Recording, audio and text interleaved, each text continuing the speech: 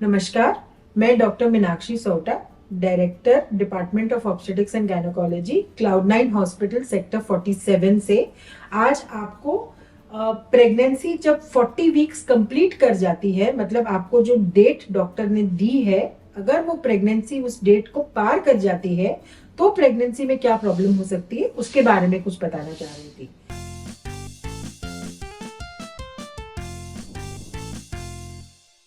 मान लीजिए डॉक्टर ने आपको कोई एक्सपेक्टेड डेट ऑफ डिलीवरी दी है। नॉर्मली ये एक्सपेक्टेड डेट ऑफ डिलीवरी हम कैलकुलेट करते हैं या तो आपके first day of the last period से या आपके फर्स्ट अल्ट्रासाउंड से, अगर आपके पीरियड साइकिल्स इरेगुलर हैं तो। पर मान लीजिए हमने कैलकुलेट करके डेट करेक्ट करके आपको एक डेट दी है। वो डेट जो होती है वो 40 कंप्लीटेड वीक्स ऑफ प्रेगनेंसी होती है, मतलब 40 हफ्ते पूरे हो चुके होते हैं प्रेगनेंसी का तब। और तब तक अगर डिलीवरी नहीं होती है तो थोड़ा सा वरी करने वाली बात है, क्योंकि 40 वीक्स तो माना जाता है कि बेबी अंदर रहता है, लेकिन 40 वीक्स के बाद अचानक से कुछ ऐसे चेंजेस शुरू हो जाते हैं जिसकी वजह से आपकी बेबी की जान को खतरा हो सकता है। फॉर एग्जाम्पल, 40 वीक्स के बाद बेबी पूरा सफिशिएंटली पूरा ग्रो कर चुका होता है, लेकिन उसके अराउंड का जो पानी होता है वो ड्राई होने लगता है, वो सूखने लगता है।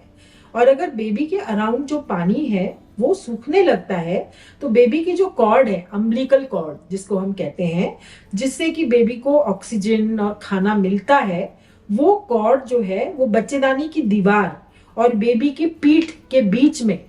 दब करके और बेबी को वो ऑक्सीजन और खाना पीना कट ऑफ हो सकता है, मतलब वो बेबी का सप्लाई कट ऑफ हो जाएगा। और ऐसी स्थिति में बेबी बिल्कुल डिस्ट्रेस में जा सकता है और ऑक्सीजन कट ऑफ होने के कारण बेबी को बहुत सारी ब्रेन डैमेज या कुछ और प्रॉब्लम्स भी हो सकती हैं।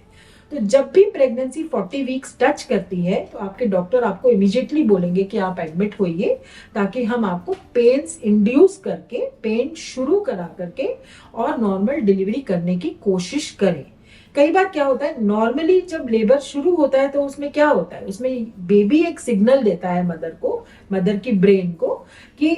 मैं पूरा मैच्योर हो चुका हूं। तब मदर का ब्रेन एक हार्मोन रिलीज करता है जिसको ऑक्सीटोसिन कहते हैं, और वो ऑक्सीटोसिन हार्मोन जो है वो बच्चेदानी में पेन्स शुरू करके बेबी को डिलीवर करता है। बट किसी किसी मदर में, किसी किसी सिचुएशन में ये सिग्नल खराब हो चुका होता है, तो ये सिग्नल जाता ही नहीं है। अगर ये सिग्नल नहीं जाता है तो लेबर पेन शुरू नहीं होते हैं। तो ऐसी सिचुएशन में डॉक्टर को दवाइयों से लेबर पेन शुरू करा करके और ये डिलीवरी करानी पड़ती है। और ये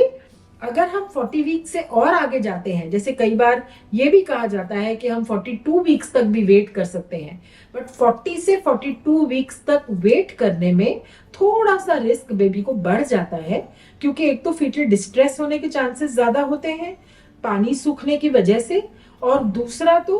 मान लीजिए 42 वीक्स तक भी लेबर पेन नहीं शुरू हुए तो चांसेस ऑफ सिजेरियन बहुत ज्यादा बढ़ जाते हैं इसी रीजन से।